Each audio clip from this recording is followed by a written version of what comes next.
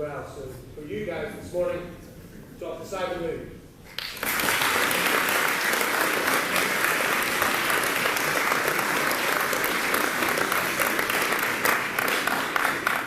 Good morning. Thanks, Mr. Fleming, for this opportunity to talk about my other passion, which is martial arts. So I want to start off by telling you about this article that I read in the Martial Arts magazine. When I saw this article, I found it interesting, funny, because this is an article in the Martial Arts magazine, page 54, under the self-defense section. So this self-defense article had a title, Run for Your Life. And when I saw this, I thought, okay, this is going to tell me if I ever encounter danger, run. Now, I read this article because I was curious why such a simple message takes up 4 pages in the magazine. Now, before I tell you what the article was about, just so you know, I'm talking from experience here. If you ever do encounter danger on the street, let's say someone trying to mug you, run away. It is a pretty good advice, speaking from experience there. Anyway, I read this article because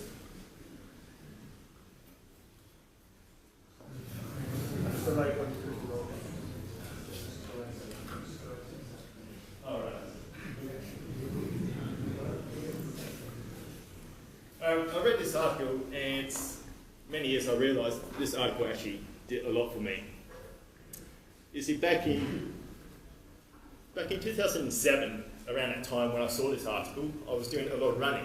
I was training to improve my fitness and in order to improve my martial arts. So what I was doing, I was running around my neighbourhood and I would time myself to see how long it takes to complete the circuit. That's how I measure my fitness, by the amount of time I take to complete the circuit. And many of you will be able to relate to this. When you try to improve your fitness by running or whatever it is that you do, you will start to improve quite rapidly at the start, and then your improvement sort of slows down, and before you know it, you hit a plateau where no matter how hard you train, you don't seem to improve at all. Who can relate to that? Yeah, good. All right, so that's the problem I was experiencing at the time, and this article had an answer.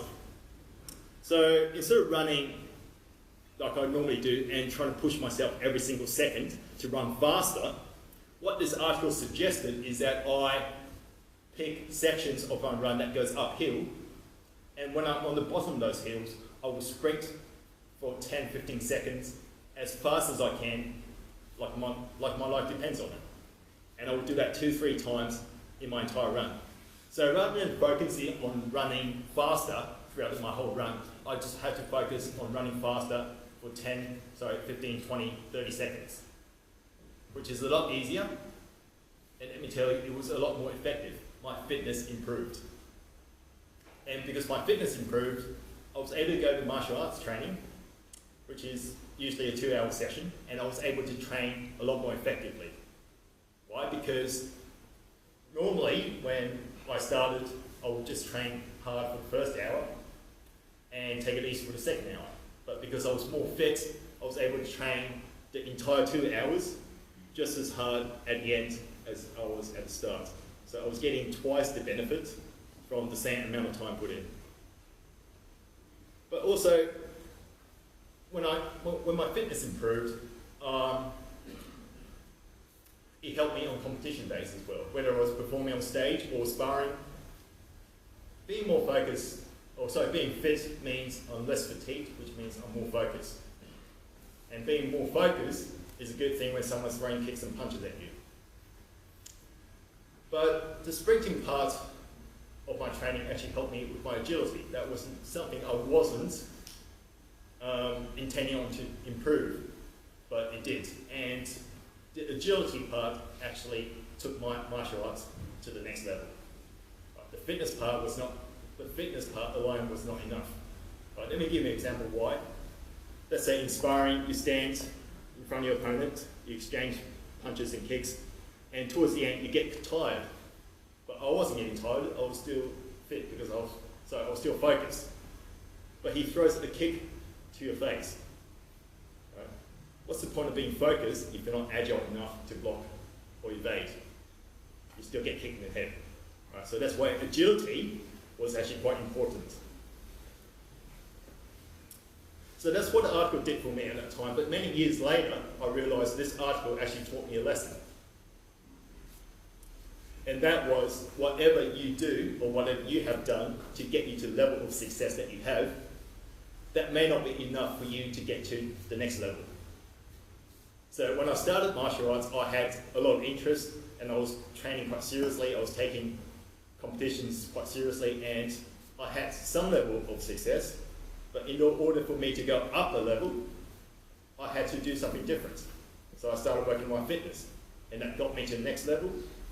But if I want to go up to another level, I needed more fitness.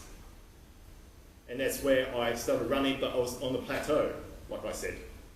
So luckily I saw this article, and that helped me train differently, and I got from this level up to another level because of my agility that I gained. So when you go from this level to this level to this level, guess what? There is always another level above you, isn't it? So if I want to go up another level, what do I have to do? I had to do something different. I had to change the way I was training. Now, some of you are probably thinking I could just spend more time on training. Let me tell you my schedule at the time. I was a PhD student. I was doing my PhD. I was working to support myself. And when I'm not working, when I'm not studying, I was training. And I had that much time for myself to have a life. So, and I wasn't willing to sacrifice that little bit of time that I had left. Right, so just doing more training was not the answer.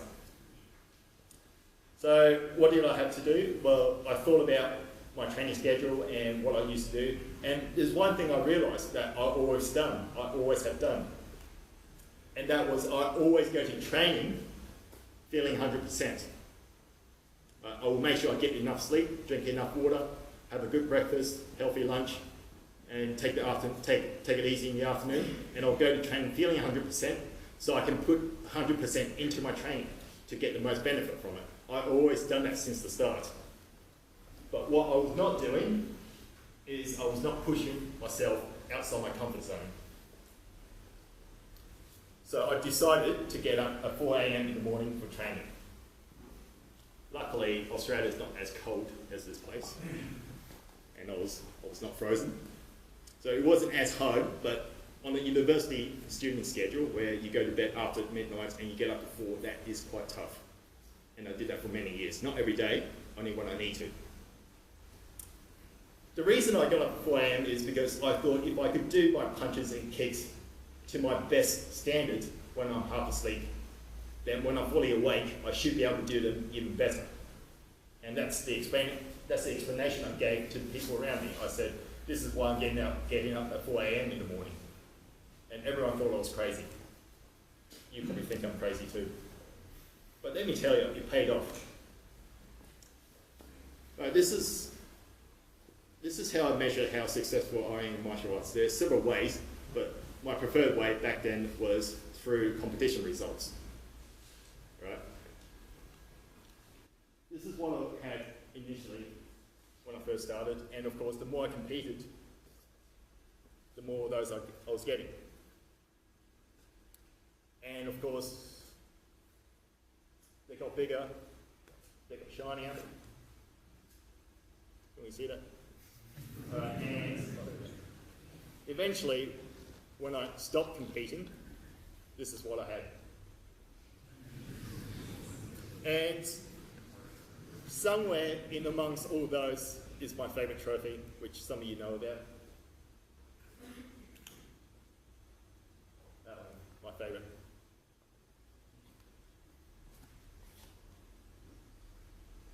So, martial arts taught me a lot of things, and another lesson is that every time I do a punch or a kick, or a push-up or a sit-up, I become just a little bit better than I was a second ago. And I apply a lot of things I learned in martial arts in other areas of my life.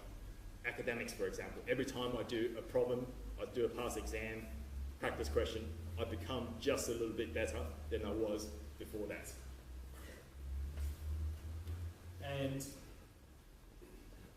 I have to say, I would not be able to do as well in academics if it wasn't for my martial arts.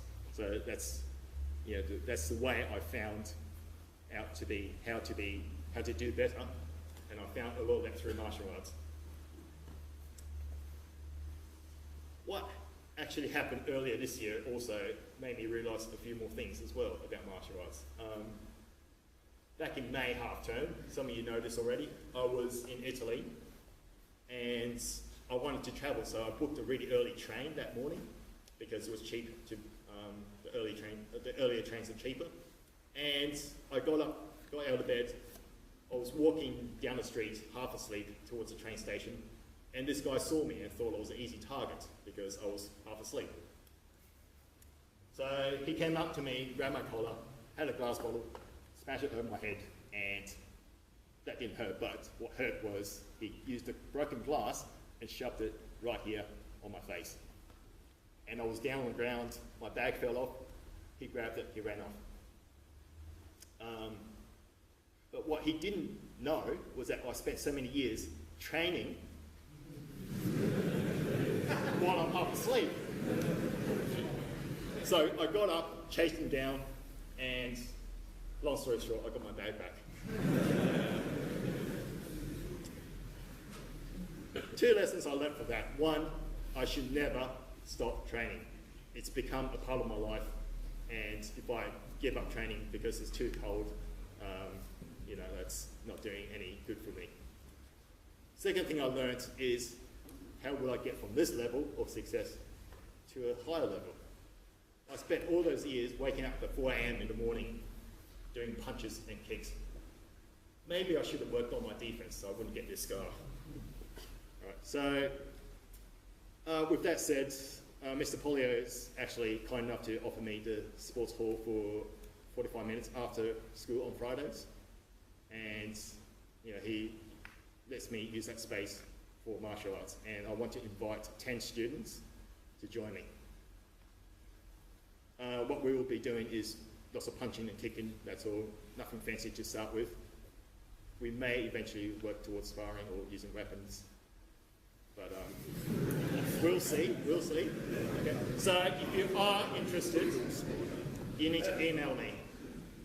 Okay. You can talk to me if you like, but unless you get a reply from me saying, yes, you're on the list, you're not on the list. Thank you. Thank you.